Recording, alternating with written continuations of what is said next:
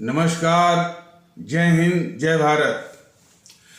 भारतीय अवाम ताकत दल अपने भारतीय भाई बहनों अर्थात अपने देश भारत की जनता अर्थात अपनी भारतीय अवाम से भारतीयता आधारित आपसी श्रद्धा, भारतीयता आधारित आपसी स्नेह, भारतीयता आधारित आपसी प्रेम, भारतीयता आधारित आपसी अखलाक मोहब्बत, भारतीयता आधारित आपसी सहयोग, भारतीयता आधारित आपसी सम्मान, भारतीयता आधारित आपसी एकता, भारतीयता आधारित आपसी भाईचारा तथा भारतीयता आधारित आपसी सद्भाव को समझने व उसे आत्मसात करके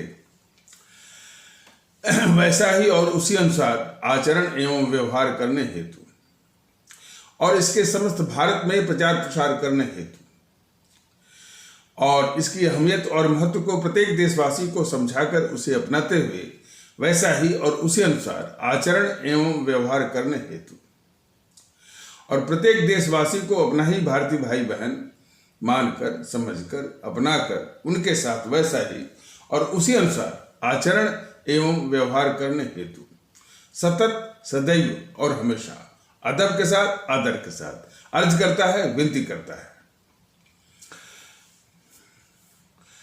अब जो उत्तर प्रदेश का चुनाव, उत्तर प्रदेश विधानसभा का चुनाव जो आपका 2022 में आ रहा है और भारतीय जनता दल सिर्फ उसी से संबंधित नहीं बल्कि जो देश की परिस्थितियां हैं, जो देश की समस्याएं हैं, जो हमारे पूरे भारत के अवाम की जो उसकी चिंताएं हैं, जो उसकी आवश्यकताएं हैं, जो उसकी ख्वाहिशें हैं और भारत राष्ट्र के रूप में क्या इसकी शक्ल होनी चाहिए, क्या इसकी और किस रूप में होना चाहिए, इस सारी बातों पर चर्चा जो है वो YouTube के संदेश के माध्यम से करीब 2.5 वर्ष पहले से ही कर रहा है और उसके लिए जो उसने जो सबसे आवश्यक आधार बताया है वो भारतीयता का। और ये संदेश हमारे जो महान राष्ट्रवादी, देशभक्त, क्रांतिकारी अमर शहीदों ने अपनी कुर्बानी शहादत दे करके हमारे आपके लिए, इस देश के लिए आज़ादी तो लाए ही, साथ में भारतीय एकता, भारतीयता आधारित एकता, भारतीयता आधारित भाईचारा, भारतीयता आधारित आपसी सहयोग, सम्मान और सद्भाव को लाने का भी संदेश इन अमर शहीदों ने दिया हुआ है। और उन्हीं के आशीर्वाद से, उन्हीं की प्रेरणा से ये भारतीय जनता दल इसको आगे बढ़ाना चाहता है।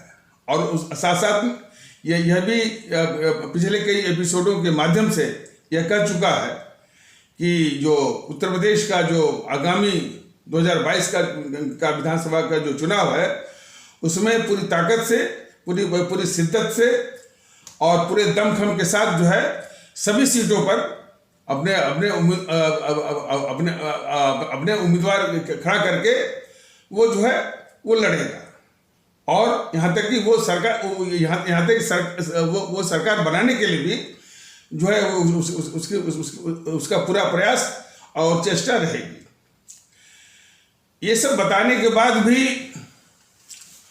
जो है वो भारतीय जनता पार्टी के सिखाए पढ़ाए जो कोई छुटभैये आते हैं, तोते आते हैं, वो कहते हैं कि भारतीय जनता दल का कोई वजूद नहीं है, सिर्फ YouTube में दिखता है।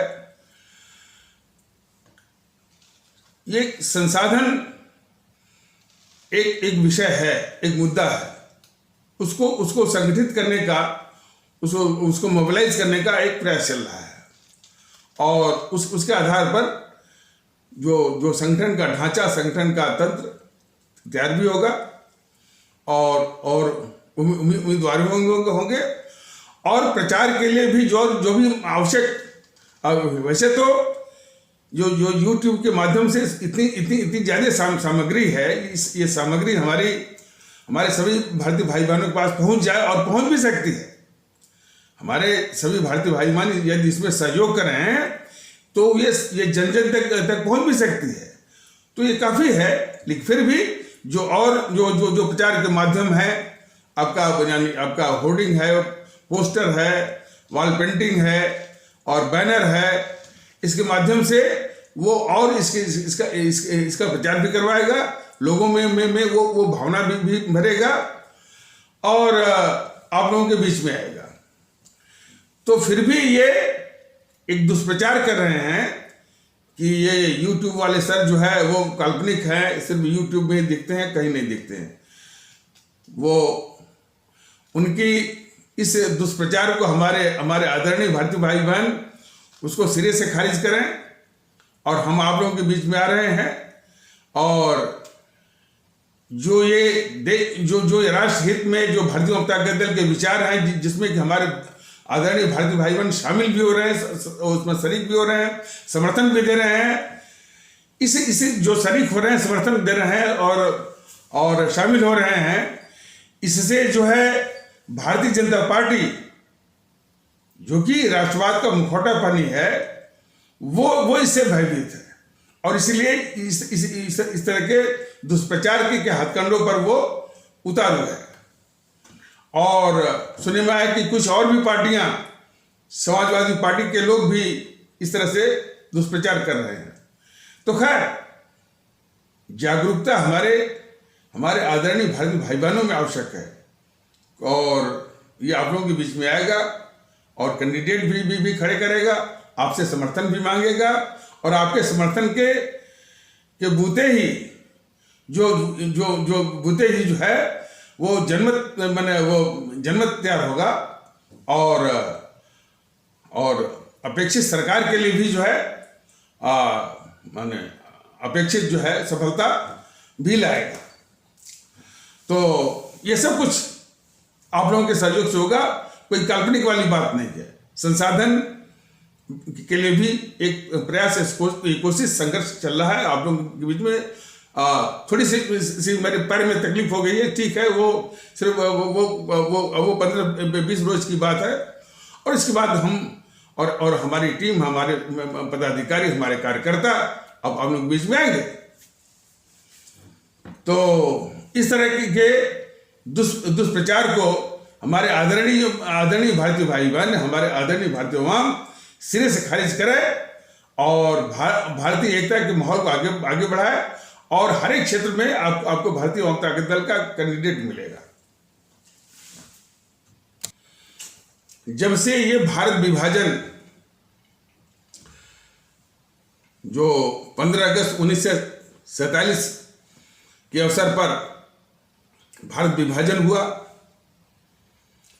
25 से 30 लाख हमारे भारतीय भाई बहनों की जान गई, और 3 करोड़ से अधिक लोगों के घर उजड़े। इसको भुला देने के लिए, यानी जो इस तरह से माने विभीषिका ही है, भुला देने के लिए पूरी साजिश वो रची गई। सिर्फ ये भुनाया गया कि आजादी का दिन है, और जो साजिश की गई, ये जो है इन 2 गद्दारों के द्वारा, गद्दार जवाहरलाल नेहरू और गद्दार मोहनदास करमचंद गांधी, तो इसको विभीषिका के रूप में जो है वो भुला देने की बात की गई। जबकि 47 के दशक में द्वितीय विश्व युद्ध हुआ था, और ज्यूज माने यहूदियों का नरसंहार हुआ था। लेकिन उससे ज्यादा संख्या इस भारत विभाजन में लोगों की जान गई है।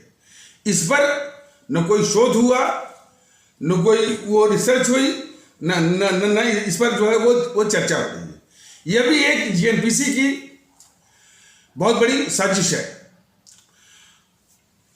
बीजेपी अपने कंधे से अपना कंधा साफ करने के लिए उसने विभीषिका का एक नाम दे दिया। बीजेपी इस देश के लिए बहुत ही खतरनाक, बहुत महीन किस्म की देश की गद्दार पार्टी है। गद्दार इस मामले में है, हम हमारे आदरणीय भारतीय भाई बहन जरा इसको बारीकी से समझें कि विभीषिका का नाम लेकर के वोट बटोरेगी, लेकिन विभीषिका का जिम्मेदार कौन है? गद्दार जवाहरलाल नेहरू और गद्दार जो है मोहनदास करमचंद गांधी, इनके पापों को ढकेगी। ये इसकी गद्दारी है। तो हमारे आदरणीय भारतीय अवाम ने देखा होगा कि करीब 2.5 साल से ये भारतीय जनता दल इस यूट्यूब के माध्यम से भारत का विभाजन जो हमारे पूरे भारतीय इतिहास में इससे बढ़ करके कोई त्रासदी नहीं है, इससे बढ़ करके कोई वो नरसंहार नहीं है, इससे बढ़ करके कोई साजिश नहीं है। तो ये हमारे लिए बहुत बड़ा नरसंहार भी है, सबसे बड़ा जो है वो त्रासदी भी है, सबसे बड़ा अभिशाप भी है, और हर तरह से जो है वो इस देश को दुख ही दुख है। और एक बात और कि कई आक्रांता कई आए। मोहम्मद बिन कासिम आया, लूट के चला गया। महमूद गजनी आया, वो लूट के चला गया। मोहम्मद गोरी आया, वो भी लूट के चला गया। इस संदर्भ में एक चीज भारतीय जनता दल ने कई बार बताया हुआ है, फिर भी बताना चाहता है हमारे सभी आदरणीय भारतीय भाई बहनों को कि वो इस बात को अच्छी तरह समझ लें कि जो लूट के चले गए, जैसे मोहम्मद बिन कासिम, महमूद गजनी, मोहम्मद गोरी, या कुछ शक आया, कुछ ऊँड़ आए, वो भी लूट के चले गए। नादिर शाह भी आया, लूट के चला गया। अंग्रेज भी आए, शासन किए, लूटे और चले गए। लेकिन जो सल्तनत आई वो यहीं पर रह गए, यहीं पर मरे, यहीं पर दफन हो गए, इसी मिट्टी के वो हिस्सा बन गए। और मुगल जो है वो परिवार, मुगल सल्तनत भी पूरा इसी में खप गई। उनको जो है वो आक्रांता बोल करके उन जो लुटेरे हैं उनके साथ जोड़ना, ये भारत के साथ, भारत की सोच के साथ बहुत बड़ी नाइंसाफी है।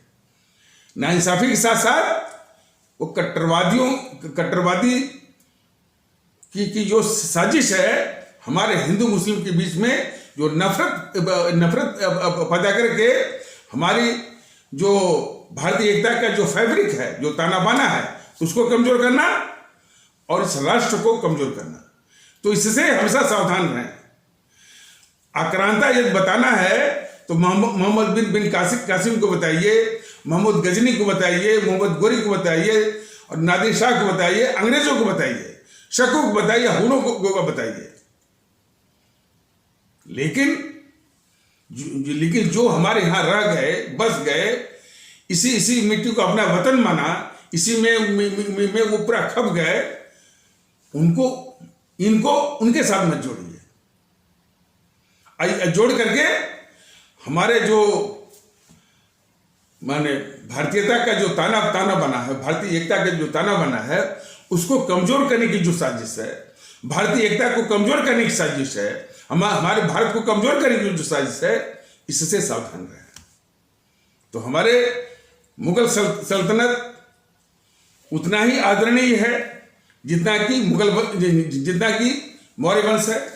हमारे मुगल सल्तनत उतना ही आदरणीय और सम्माननीय है जितना कि गुप्त काल और भी जो वंशावलियां हैं। इस बात को दिमाग में बैठा लिया सब लोग। तो जो 2.5 वर्ष से ये जो जो देश का बंटवारा हुआ और इतनी बड़ी त्रासदी आई, इतनी बड़ी भारी विपदा आई, सिर्फ सत्ता हथियाने की हवस इस जवाहरलाल नेहरू और के द्वारा, और उसकी सहायता किया इस गद्दार मोहनदास करमचंद गांधी ने। और भी चीजें बताई गई हैं। इसकी गद्दारी का जरा नमूना देखिए मोहनदास करमचंद गांधी का। जब लाल किले में वो आजाद हिंद फौज के सैनिकों पर मुकदमा चला रही थी वो अंग्रेजी सरकार, तो आजाद हिंद फौज में जो उप सेना अध्यक्ष या लेफ्टिनेंट जनरल वो तीनों समुदायों के थे।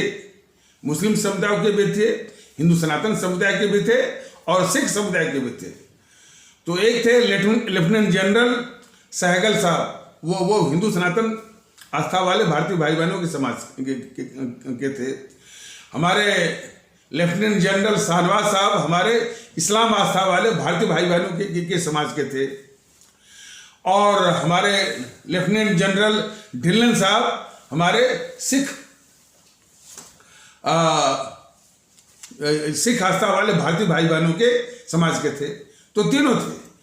तो इनके ऊपर भी जब वो अंग्रेजी सरकार मुकदमा जब चला रही थी तो बड़ा विरोध हुआ, और विरोध के चलते पूरे देश में बहुत बड़ी एकता आई, एकता की लहर दौड़ गई। तो जब वो एकता की लहर पूरे देश में व्याप्त थी, दौड़ रही थी, तो इसी कांग्रेस की एक गद्दार नेता थी अरुणा आसिफ अली। उन्होंने चिट्ठी लिखा इस मोहनदास करमचंद गांधी को कि गांधी महोदय, इसमें देश की एकता चरम सीमा पर है, क्यों न हम इसका इस्तेमाल जो देश पर विभाजन का और बंटने का जो खतरा है उस खतरे को टालने के लिए हम लोग जो है एक अभियान चलाएं, एक आंदोलन चलाएं, एक धरने पर बैठें, इस तरह की कोशिशें करें। तो उसके जवाब में ये गद्दार मोहनदास करमचंद गांधी उस गद्दावर नेता, कांग्रेस की गद्दावर नेता अरुणा आसिफ अली को क्या जवाब देती है? वो जवाब देता है, कहता है यह कोई हिंदू और मुस्लिम में एकता नहीं है, यह तो हिंदू और मुसलमान दीवालों पर हाथ मिला रहे हैं। अंग्रेजी में बोला कि this is not an unity among Hindus and Muslims, they are joining hands at the barricades only. ये करके उस कांग्रेस वो कद्दावर कांग्रेसी नेता अरुणा आसिफ अली की बात को खारिज किया। लेकिन दोबारा उन्होंने दोबारा अरुणा आसिफ अली ने फिर चिट्ठी लिखी कि ठीक है कि ये हिंदू और मुस्लिम शुरू में वो दीवालों पर ही हाथ मिलाते हैं, लेकिन एकता यहीं से शुरू होती है और यह भी एकता का एक संकेत है। तो उन्होंने कहा कि no problem, Hindu at the time या at first Hindus and Muslim are joining hands at the barricades, but the unity among them commences from here itself। यहीं से शुरू होती है। अब इसके बाद वो गद्दार मोहनदास करमचंद गांधी इस चिट्ठी के बाद वो सुट हो गया। क्यों सुट हो गया? कि उसके दिमाग में देश को बांटना था। जैसा कि बताया गया है कि कांग्रेस और गांधी ये शुरू से यानी देश के विभाजन का एक अवधारणा, एक विचार शुरू से पाल रहे थे। जैसा कि बताया गया है कि 1909 में वैसे भी ये भी बताया गया है कि ये जो 4 संस्थाएं अंग्रेजों ने बनवाई, एक कांग्रेस, दूसरा मुस्लिम लीग, तीसरा जो है यहाँ के वामदल, भारत के वामदल, चौथा जो है वो हिंदू महासभा और पांचवा जो है आरएसएस। ये पांचों पांचों अंग्रेजी सरकार ने एकता को तोड़ने के लिए ही ये पांचों बनवाई है, और यही संस्थाएं आज भी भारतीय एकता को तोड़ने में दिन रात लगी हुई है। इनसे सावधान रहिए। और इसी के इर्द गिर्द ये जितनी भी पार्टियां हैं, आपकी जीएनपीसी है, गांधी नेहरू परिवार चंद्रा चौकड़ी काकस भी है, बीजेपी भी है, और जो है अब आपका वो असदुद्दीन वाली पार्टी AIMIM भी है, और छोटे वाले जो क्षेत्र हैं, आपके समाजवादी पार्टी है, आरजेडी है, बहुजन समाज पार्टी है, टीएमसी है, शिवसेना है, एनसीपी है, टीडीपी है, डीएमके है। ये सब के सब जो है इन्हीं की उपज है। तो वो सब इस देश को बांटने पर आमादा है। ये तो जो ये कभी भी इस देश के हितैषी हो नहीं सकते। यही आवश्यक बात हमारे सभी आदरणीय भारतीय भाई बहन बिल्कुल समझे। ये इस देश को हो ही नहीं सकते, क्योंकि हमारे भारतीय समाज को बांट करके ही, उसको विखंडित करके ही, उसको विभाजित करके ही अपनी वोट और सत्ता की राजनीति या साजिश कर रहे हो। राजनीति तो नहीं, वो साजिश है कर रहे हैं।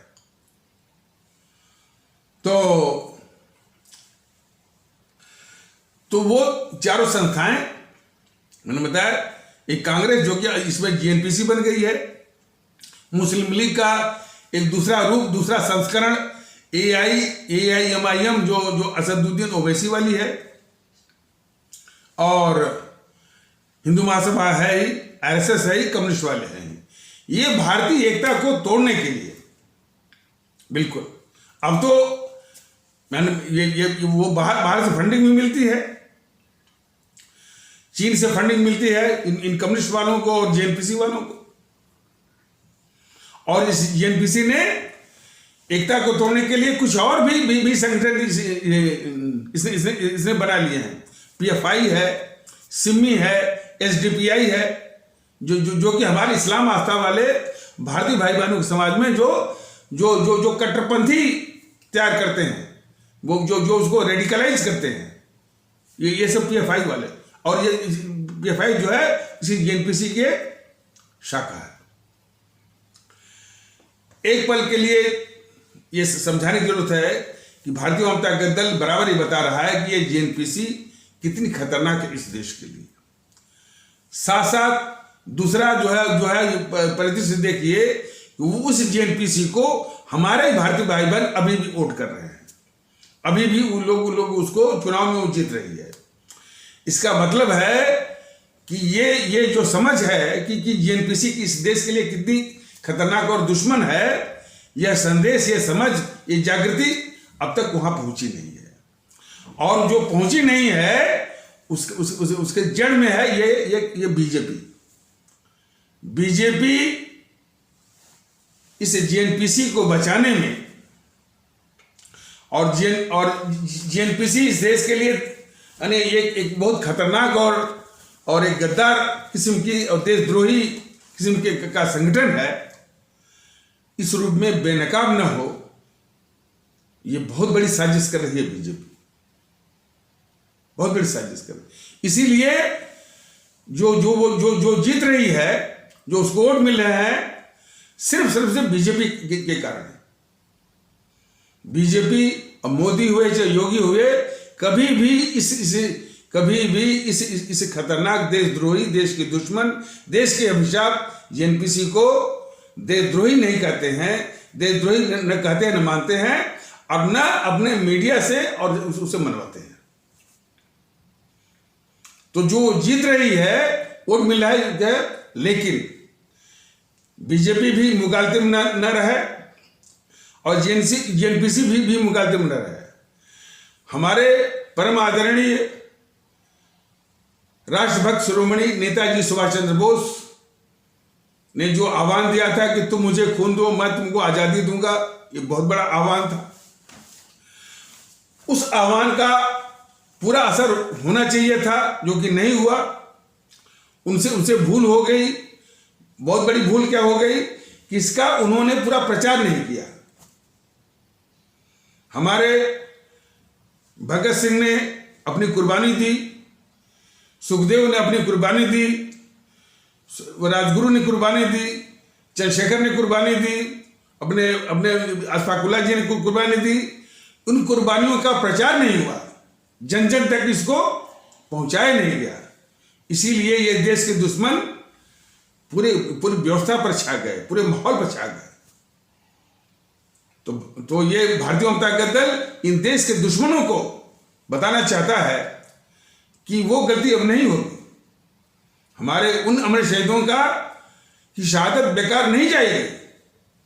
हमारे परम आदरणीय राष्ट्रभक्त श्रोमणी राष्ट्रभक्त श्रोमणी नेताजी सुभाष चंद्र बोस, शहीद आजम भगत सिंह, इनकी कुर्बानी को भारतीय जनता दल व्यर्थ नहीं जाने देगा, जन जन तक इसको ले जाएगा। और जो कितनी गद्दार है, कितनी देश के दुश्मन है, ये जेएनपीसी और जेएनपीसी को बचाने वाली बीजेपी इसको अच्छी तरह से बेनकाब करेगा। ये तो इस मुगालते में न रहे। अब बीजेपी को बचाने वाले एक तर्क लेके आते हैं, उसके छोट भैया सिखाए हुए तोते जो है कि हमारे सनातन का क्या होगा। एक तो जो सिखाए हुए आते हैं वो चाहे उनके आका, चाहे बीजेपी, चाहे मोदी जी, ये हिंदू सनातन के प्रतिनिधि न तो हैं न तो हो सकते हैं। ये हिंदू सनातन के प्रतिनिधि हैं ही नहीं। हिंदू सनातन को यदि सुरक्षित करना है तो सबको जानना जरूरी है कि हमारे इस देश को सुरक्षित करना पड़ेगा। देश की बलि चढ़ा करके हिंदू सनातन की सुरक्षा नहीं की जा सकती है। और यही चीज इस्लाम आस्था का अनुसरण करने वाले भारतीय भाई बहन भी अच्छी तरह से समझ ले। यदि भारत में इस्लाम को सुरक्षित करना है तो इस मुल्क उसकी पूर्व शर्त है कि इस मुल्क को सुरक्षित करना पड़ेगा। इसकी सोचिए, आप इस्लाम को सुरक्षित करने के नाम पर इस देश को कमजोर करिए, ये कतई जो है इस देश को मंजूर नहीं है।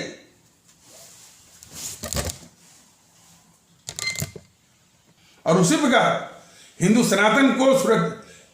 सनातन की रक्षा करने के नाम पर और इस देश को कमजोर करिए, नफरत अब फैलाइए। छोटी छोटी बातों पर क्रिकेट हो रहा है, फलाने हो रहा है, ढकाने हो रहा है, क्या कहा जाए। क्रिकेट की बात ले लीजिए, वो बताया भी गया है कि भाई वो पाकिस्तान जो है, देखिए पाकिस्तान वो किसने बनवाया।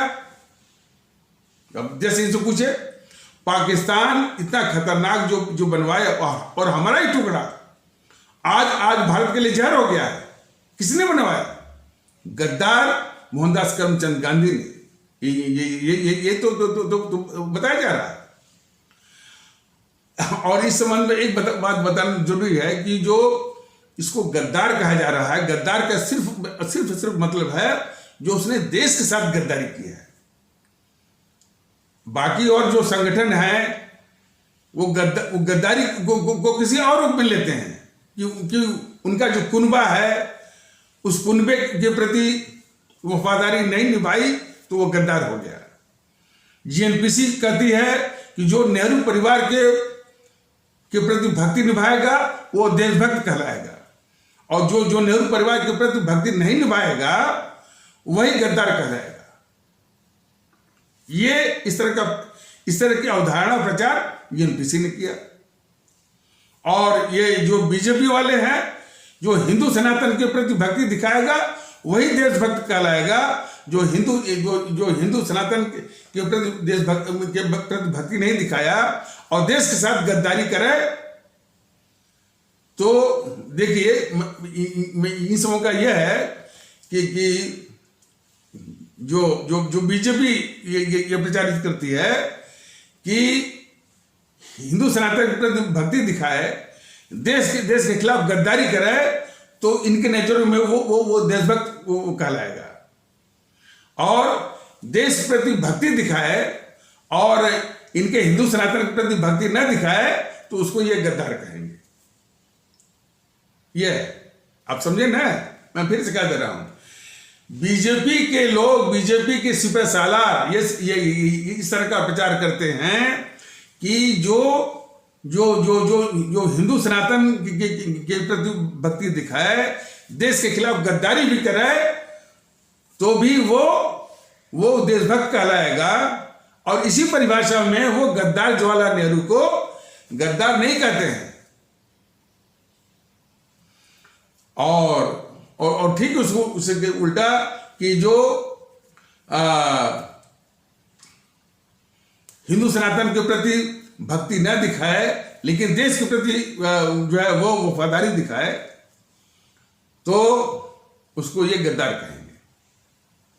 और ऐसी ही यही रोग, यही प्रॉब्लम जो है हिंदू सनातन आस्था वाले भारतीय भाई बहनों के समाज में जो कट्टरवादी तत्व वो भी यही कहते हैं कि जो इस्लाम के प्रति वफादारी दिखाए और देश के प्रति वो वफादारी दिखाए चाहे न दिखाए, देश के प्रति भक्ति दिखाए न दिखाए, वही देशभक्त है।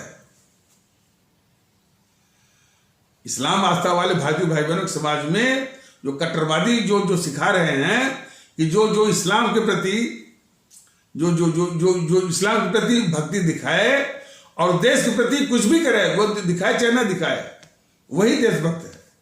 और इसके उल्टा जो इस्लाम के प्रति उतनी भक्ति न दिखाए और देश के प्रति वो भक्ति दिखाए, उसको ये गद्दार कहेंगे।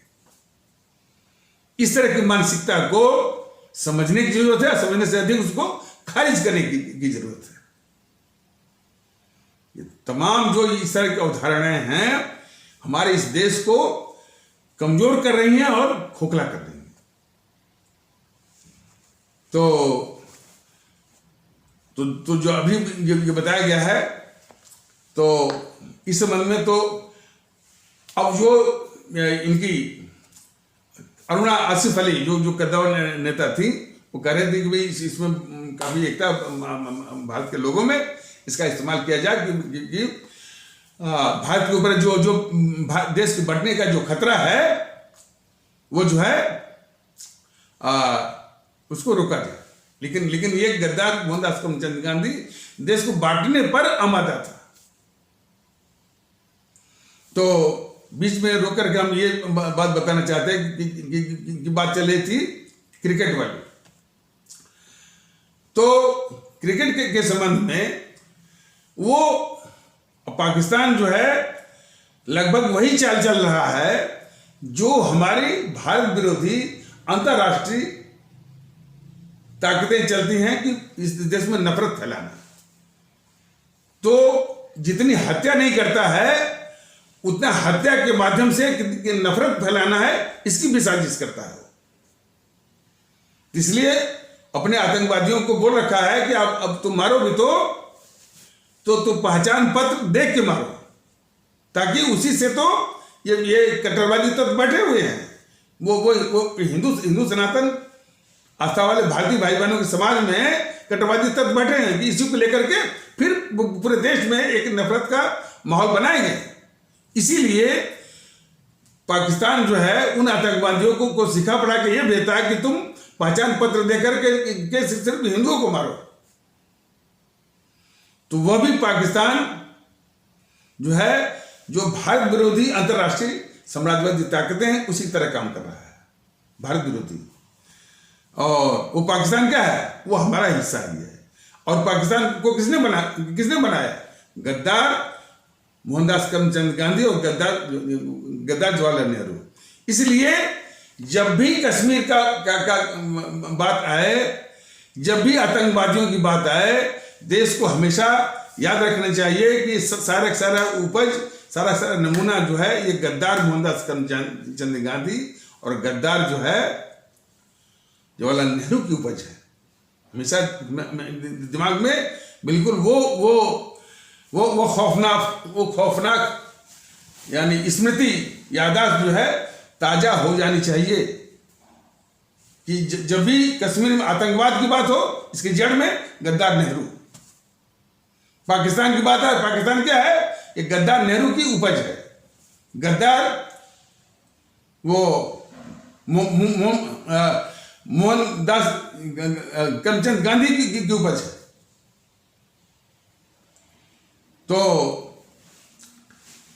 तो ये गद्दार शब्द, इसमें कुछ लोग कह सकते हैं, वैसे हमको पॉलिटिकली करेक्ट होने का तो कोई सवाल ही नहीं उठता।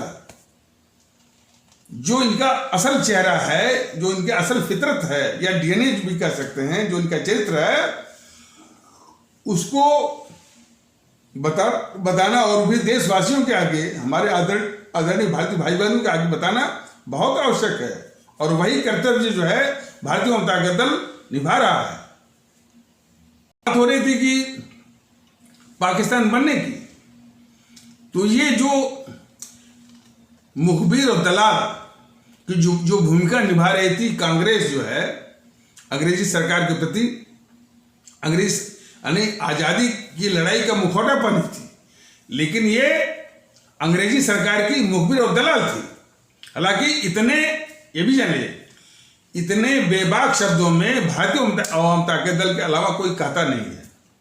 बड़े बड़े सॉफिस्टिकेटेड वर्ड में, बड़े बड़े वो क्या कहने की मुलम्मेदार अल्फाजों में, लेकिन भारतीय जनता दल बिल्कुल स्पष्ट है कि जब तक इन शब्दों में उनको बेनकाब नहीं किया जाएगा, तब तक बस स्थिति से हमारे देश के लोग जागरूक नहीं होंगे। कोई हमको पॉलिटिकली करेक्ट होने का जरा भी शौक नहीं है। तो ये देश के गद्दार भी हैं, और तो देश को बांटने का इन सबों ने शुरू और देश को बांटने का एजेंडा तो वास्तव में वो अंग्रेजों का था, उसको ये पूरा कर रहे थे। तो 1909 में अंग्रेजी सरकार लाई इंडियन काउंसिल एक्ट। उसमें मैंने इस्लाम आस्था वाले भारतीय भाई बहनों के समाज को अलग मतदाता मंडल के रूप में मान्यता थी कि इनका मतदाता मंडल, इनका इलेक्टोरेट सेपरेट होगा, अलग होगा। उसको इस कांग्रेस ने, जो मुखबिर और दलाल कांग्रेस ने, अंग्रेजी सरकार की मुखबिर दलाल कांग्रेस ने मान लिया। तभी से भारत को तोड़ने का या पाकिस्तान बनने की नींव इस मुखबिर दलाल कांग्रेस ने नींव वहीं पर डाल दिया। और ये जो गद्दार मोहनदास करमचंद गांधी था, इसके विषय में अब और भी खुलासे आ रहे हैं। खुलासे इसलिए आ रहे हैं कि ये कितना खतरनाक गद्दार था, ये इसको समझने की जरूरत है। जब भंग हुआ था, जब भंग हुआ था वो 1905 में, माने बंगाल को बांटा गया था, तो उसमें स्वदेशी आंदोलन चल रहा था, बड़ा खतरनाक था। तमाम क्रांतिकारी सूर्यसेन जो पश्चिम बंगाल में आ गए थे, और जो है अनुशीलन समिति, तमाम स्वदेशी भावना। तो स्वदेशी भावना वो एकता का ही एक रूप थी। तो इससे अंग्रेजी सरकार बराबर वो डाला करती थी। तो उस एकता को तोड़ने के लिए अंग्रेजों ने ही इस गद्दार मोहनदास करमचंद गांधी को अफ्रीका से लाकर के यहां पर प्लांट किया, उसको बिठाया।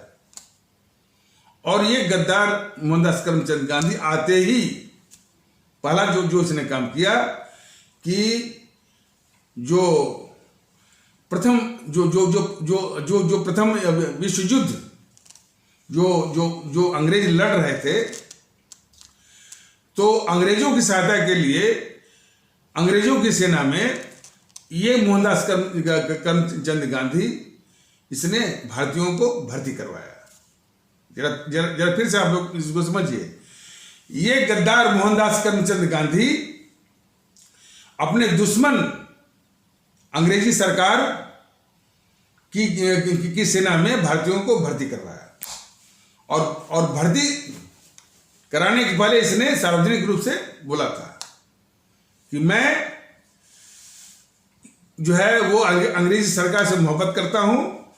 भारत के नौजवानों को भी चाहिए कि वो भी अंग्रेजी सरकार के प्रति वफादारी दिखाएं और उनको और उनके वफादारी दिखाने का यही एक रास्ता है कि वो अंग्रेजी सेना में ये भारतीय उसमें भर्ती हो। ये गद्दारी है मोहनदास करमचंद गांधी की। हालांकि मोहनदास करमचंद गांधी को गद्दार शायद मैं समझता हूं कि भारतीय जनता दल के अलावा कोई कह नहीं रहा, इसलिए कि वो लोग वही कि तुम भी सही, वो भी सही, वो भी सही, इससे काम नहीं चलता है। सवाल इस बात का नहीं कि ये इस गद्दार की महिमा हो रही है। ये हमारे जो है हमारे राष्ट्रभक्त महान क्रांतिकारी अमर शहीद है, उनके महत्व को दबा करके इन देश के दुश्मनों को आगे करके इनकी महिमा मन्ना पूरे देश में छा गए। गली कुछ हर एक मूर्ति और नाम फलाने नगर पूरा जड़ दिया इन समूह ने देश के गद्दारों को। कई विदेशी तमाम इतिहासकार कहते हैं कि ये उसी तरह से है कि जैसे कम्युनिस्ट वाले करते हैं। जरा इसको समझिए, कम्युनिस्ट वाले क्या करते हैं कि रूस में लेनिन स्टालिन की मूर्ति, लाइब्रेरी, इंस्टीट्यूशन, शिक्षण संस्था सब में वो जड़ देंगे। यही चीज जो है वो कम्युनिस्टों की शैली पर ये जो है हर जगह गांधी या बाकी बचा नेहरू अभी इंदिरा लोगों के दिमाग पर जो है उसको वो क्या कहते हैं उसको हिप्नोटाइज करने के लिए, मेस्मराइज करने के लिए, नजरबंद करने के लिए।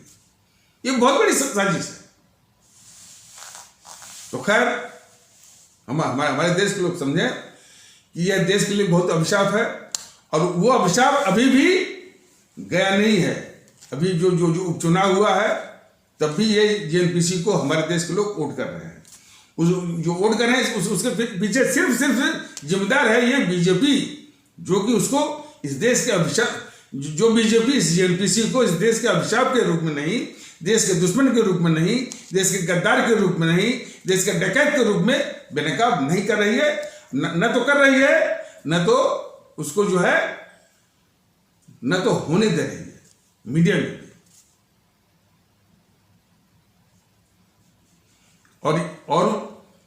और इस बीजेपी का जेएनपीसी से इतना बड़ा मोह है कि उसने जो लूट करके काला धन जमा किया है विदेशी बैंकों में, उसकी भी रक्षा कर रही है बीजेपी और ये मोदी जी।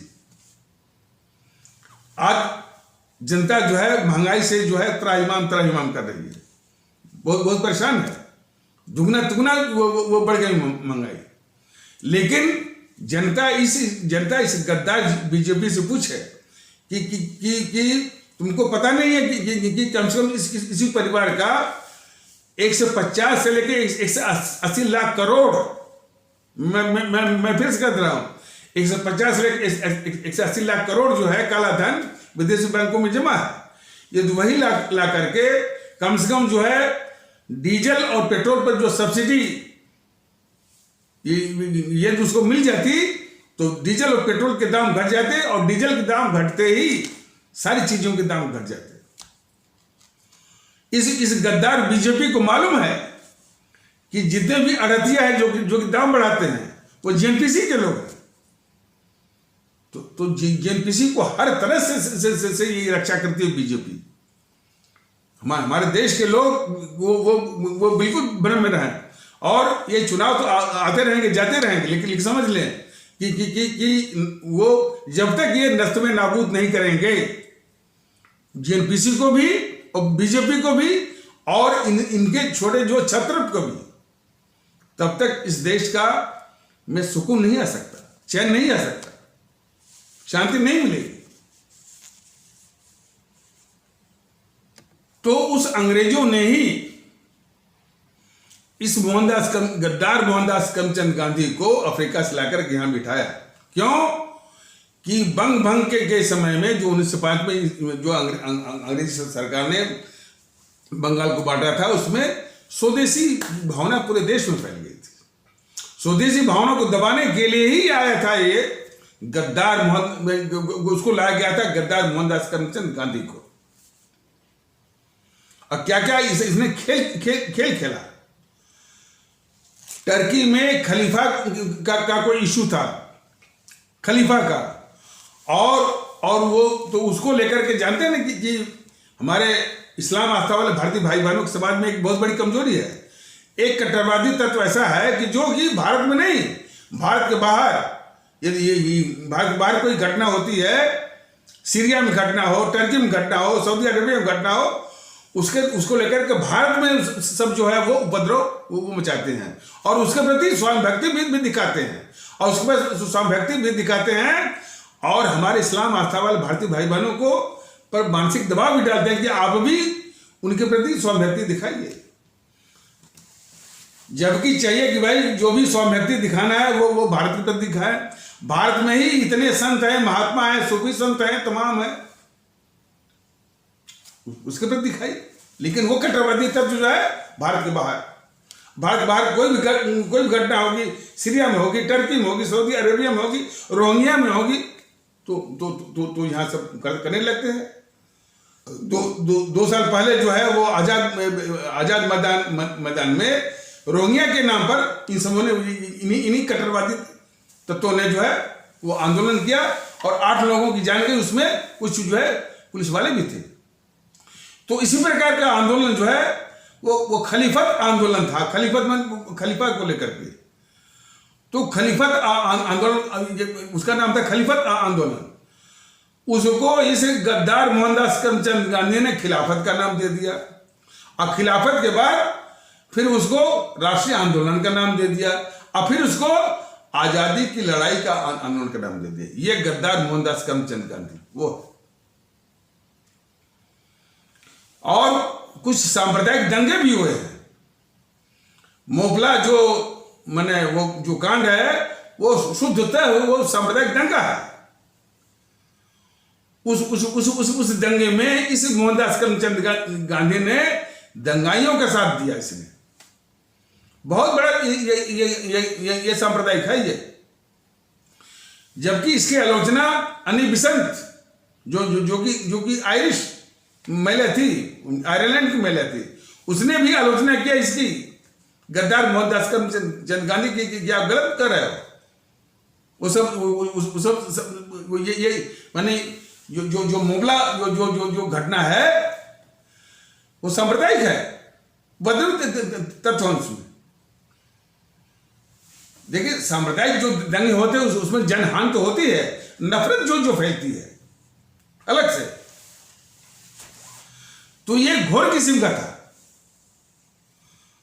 अरे डायरेक्ट एक्शन का नाम उसने लिया जिन्ना ने, फिर इन सबों ने डायरेक्ट एक्शन को एक सांप्रदायिक दंगे का रूप दे दिया। इन दोनों ने, गद्दार मोहनदास करमचंद गांधी ने और जवाहरलाल नेहरू ने। और क्या क्या जो उपद्रवी तत्व थे, हिंसा करने वाले तत्व थे, यहां तक कि हमारे जो महिलाएं हैं उन पर अमानुषिक, इसको अपरेप करते हैं, बलात्कार करते हैं। उस समय क्या क्या इस गद्दार मोहनदास करमचंद गांधी ने तर्क दिया कि तुम अपने को सरेंडर कर दो। अरे भाई बहुत ऊंचे दर्जे का ये बदमाश था भाई, ये मोहनदास करमचंद गांधी। यानी उन उपद्रवी तत्वों का प्रतिकार करने के बजाय, उनका शमन करने के बजाय, उनका नाश करने के बजाय कह रहा कि उनके आगे जो है वो सरेंडर कर दो। ये सिखाता रहा गद्दार मोहनदास करमचंद गांधी।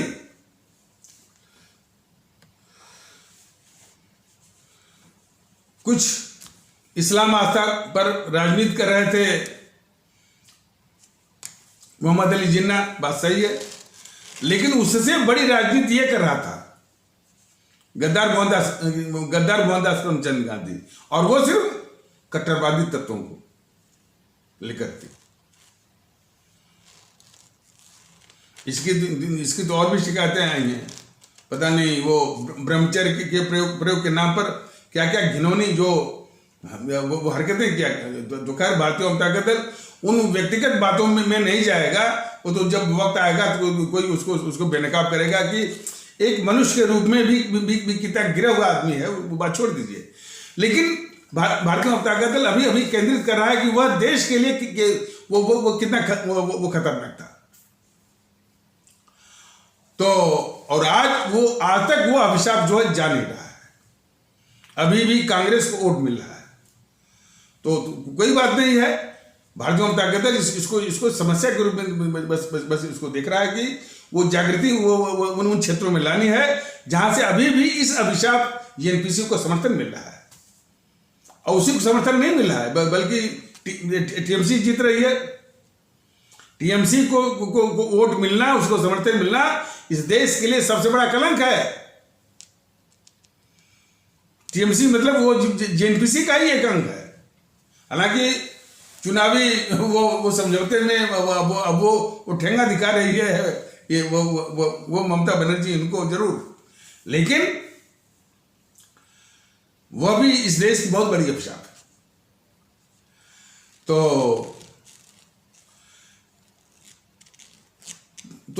बात हो रही थी देश विभाजन की। तो देश तो बांटना वो ये मुख्य जो मंशा थी वो तो अंग्रेजों की थी।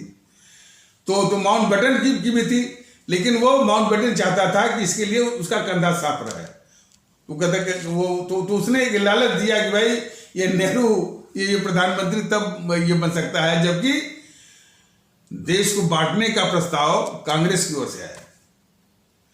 ये जब खबर हमारे भारतीय भाई बहनों में फैली कि भाई माउंटबेटन ने शर्त रखी है यानी देश बांटने की कि देश तभी बढ़ सकता है जब देश को बांटने का प्रस्ताव कांग्रेस पास करे। तो देश के लोगों ने समझा कि भाई ये अंग्रेजी कांग्रेस जो है अंग्रेजी सरकार की मुखबिरी करती रही, दलाली करती रही, उसकी मुखबिर और दलाल है। लेकिन इस सीमा तक अपने को बेनकाब बेनकाब नहीं करेगी कि वो देश को बांटने तक की वो हिम्मत कर डाले। और ये भी सत्य था कि कांग्रेस इसके लिए जो है वो तैयार थी भी नहीं। तो लेकिन ये मोहनदास करमचंद गांधी लोग बताते हैं कि क्या क्या तर्क दिया उसने। वो जाकर के वो कार्यसमिति में कांग्रेस की जो कार्यसमिति में ये तर्क दिया कि यदि आप देश को नहीं बांटेंगे तो जिन्ना जो है वो लोकप्रिय हो जाएगा। क्या क्या कुतर्क दिया इसने, और तमाम कुतर्कों से वो दबाव बनाया कांग्रेस कार्य समिति के ऊपर, और जो है उस कार्य समिति से देश को बांटने का प्रस्ताव जो है पास करवाया। अब यह सवाल उठता है कि हमारे देश के लोगों में कितने लोगों को मालूम है कि कांग्रेस ने ही देश को बांटने का प्रस्ताव पास कराया हुआ है। और ये सवाल हमारे आदरणीय भारतीय भाई बहन इसे जेएनपीसी से करें कि भाई जब तुमने खुद देश को बांटने का प्रस्ताव पास कराया हुआ है तो फिर देश के बांटने का इल्जाम तुम कैसे किसी और के सर पर मढ़ सकते हो। और ये सवाल इस बीजेपी से भी कि जब तुमको मालूम है कि ये कांग्रेस ने ही देश को बांटने का प्रस्ताव जो है पास किया हुआ है, तब तुम क्यों बोलते हो कि जिन्ना जिन्ना जिन्ना। बीजेपी कितनी झूठी है और ये मीडिया वाले कितने झूठे हैं, यह भी सवाल हमारे देश के लोग मीडिया वालों से भी पूछें, बीजेपी से भी पूछें और इस जेएनपीसी से दोहरा सवाल पूछें कि जब वो इस जेएनपीसी की इस कांग्रेस की कार्य समिति ने खुद देश को बांटने का प्रस्ताव पास किया हुआ है, तो इस तथ्य को अब तक छुपाई क्यों? लोगों को क्यों नहीं बताया कि इसी ने जो है देश को बांटने का प्रस्ताव जो है पास किया हुआ है, और तभी देश बटा। देश बटा क्या? 25 से 30 लाख लोगों की जान गई, बताइए। और कैसे कैसे? अरे यही आपस में, यही भारतीय भाई आपस में एक दूसरे को काटे, महिलाओं की जो वो इज्जत को लूटा। कौन? जो कि कुछ ही दिन पहले आपस में अंग्रेजों के खिलाफ जो है वो मिलकर के कंधा से कंधा मिला करके लड़ाई लड़े थे। ये सारी बातें ये गद्दार मोहनदास करमचंद गांधी और ये सब जानते थे कि बंटवारा होगा, आबादियों का वो हस्तांतरण होगा, सही बात।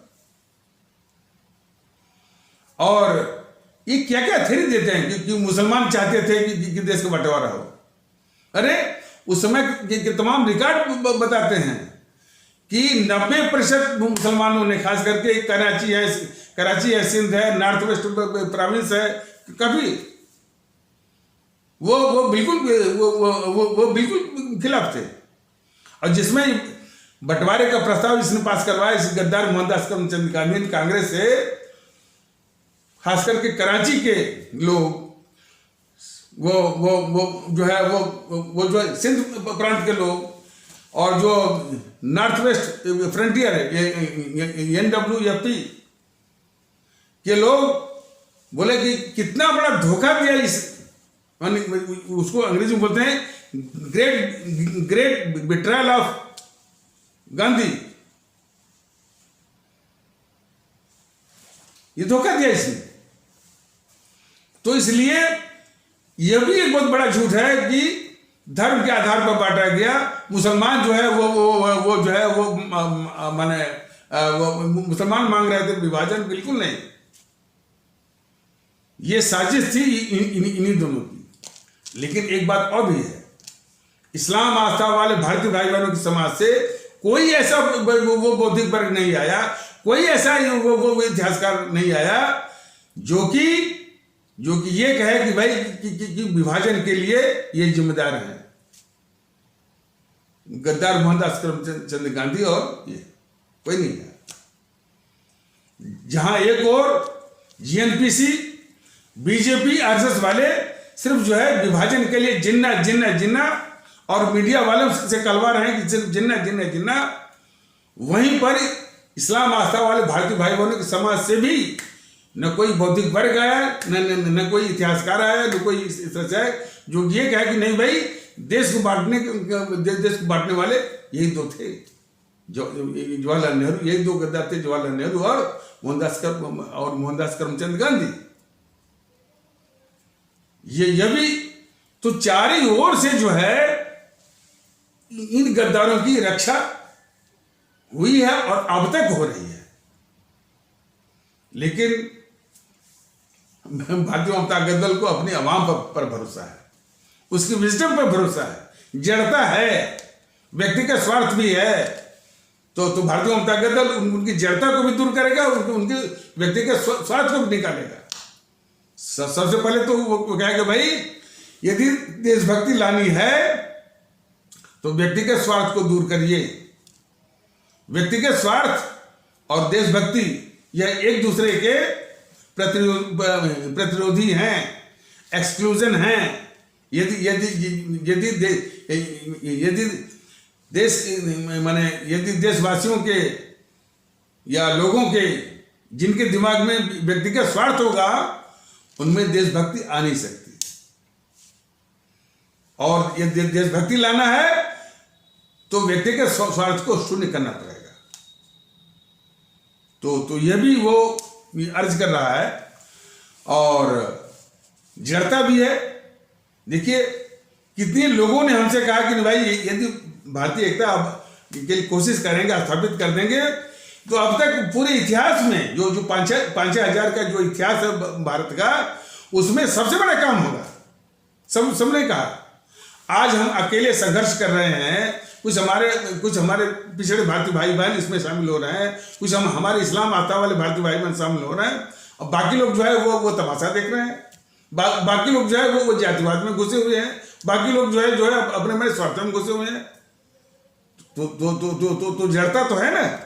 लेकिन भारतीय जनता दल किसी से मैंने वो घबराहट नहीं है, जो है इसको उनके मस्तिष्क को, उनके जज्बों को वो झकझोरेगा।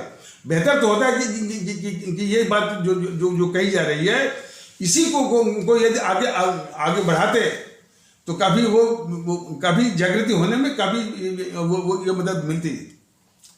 लेकिन फिर भी कोई बात नहीं है। तो इसमें भारत का जो दुश्मन है, भारतीय एकता का जो दुश्मन है, वो व्यक्तिगत स्वार्थ है। व्यक्तिगत स्वार्थ की बहुत ही गंदी आदत जो है ये पड़ी हुई है। ऐसा किसी देश में नहीं है। देश को बचाना है, देशभक्ति लानी है, लोगों में एकता लानी है, तो व्यक्तिगत स्वार्थ को त्यागना ही पड़ेगा। इसीलिए इतने बड़े बड़े वो आह्वान दिया गया कि तुम मुझे खून दो और मैं तुमको आज़ादी दूंगा। इसके बाद भी इन देश के दुश्मनों को स्थान दिया गया और ये सत्ता और सिस्टम पर और पूरे माहौल पर काबिज हो गए, सिर्फ जो है व्यक्तिगत स्वार्थ। ये इस अवधारणा को यानी उनका विरोध करना, भाई जब ये कहा जा रहा है भाई कि जो लोग भी वो दूसरी आस्था के भी लोग हों, कैसे साथ में रहना है इसको सोचिए।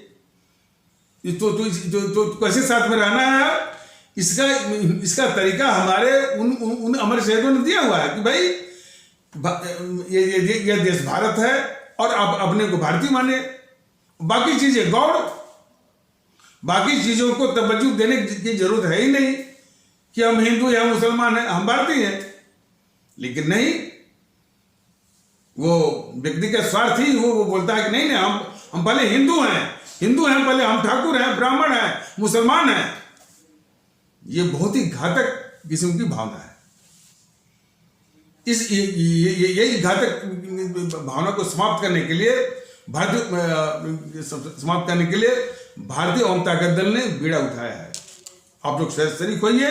और साथ में ये बहुत दुख हुआ जो किसी को वोट मिला, टीएमसी को वोट मिला।